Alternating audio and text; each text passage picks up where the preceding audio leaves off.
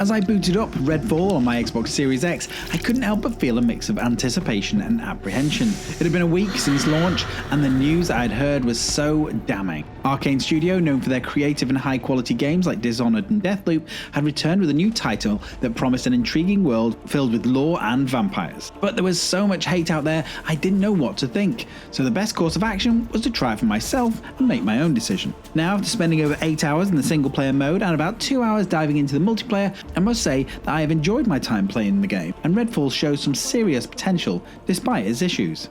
Set in the town of Redfall, which bears a striking resemblance to those American towns that you see in the movies such as Kingston Falls in Gremlins, or Sunnydale in Buffy, or Punxsutawney in Groundhog Day.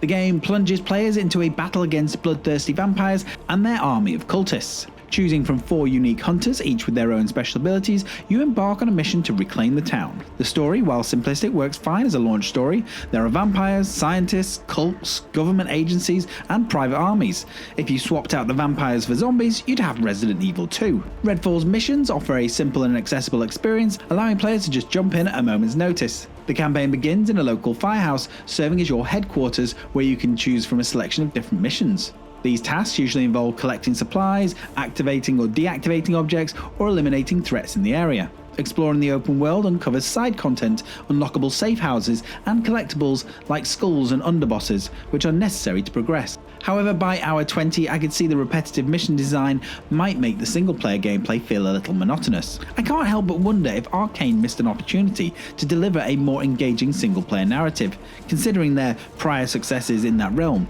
Potential was the word that it just kept coming back. Redfall has just so much potential, it's ridiculous. I mean, you could just go through the Buffy box set, the Vampire Diaries, Lost Boys, or 30 Days of Night. There is just so many storylines and missions and ways the game can go. Similarly, the game could open up some local caves, a sewer system, a school, and further expand on the game. I think where Redfall really shines is its gunplay. The weapons are plentiful and unique, and the combat feels punchy and responsive. The looter-shooter mechanics encourages progression through upgraded weapon statistics, constantly pushing players to try out new and more powerful weapons. The tiered system, with weapons classified as common, uncommon, rare, etc., all adds a sense of excitement and rewards exploration and combat.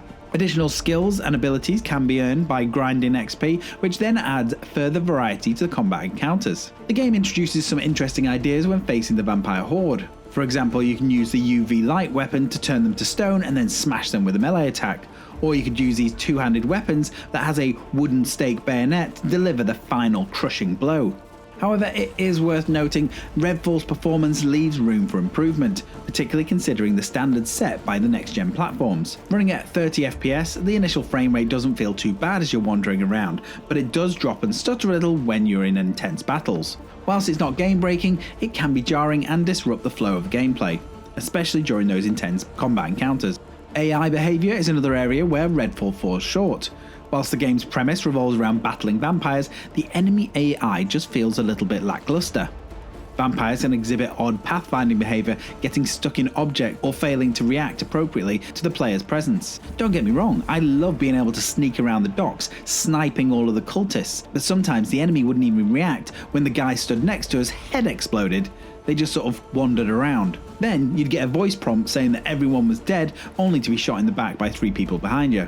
This inconsistency detracts from the overall immersion and can make some of the encounters feel less challenging and less strategic than you thought. Whilst I spent most of the time enjoying the single player option, the multiplayer does add enjoyable twists as you can coordinate with your friends and prioritise combat to take down the hordes of enemies.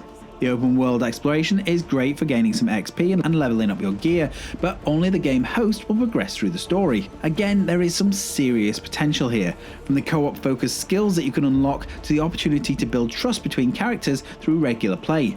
Vampire nests act as strikes or repeated dungeons as they are randomly generated, and you must work your way to the heart to destroy it and get the loot. Redfall's art style strikes a good balance between edgy and light-hearted, with many of the vampires resembling the vampires you might see in Buffy the Vampire Slayer. Character models feature minimal and angular aesthetics, and there's lighting effects everywhere as most of the action takes place at night. There are lots of weapon skins and costumes locked away for the more diligent gamers, but after 10 hours I had only unlocked 1 outfit and about 3 gun skins, so I have a very long way to go. So overall, what are my first impressions of Redfall? Well, perhaps it's my personality to always back the underdog, but I think I'm going to be sticking with Redfall, and I hope that Arkane does too, because there is so much potential here, and I would like them to dig deep, build upon the game, and redeem themselves like No Man's Sky or Cyberpunk 2077.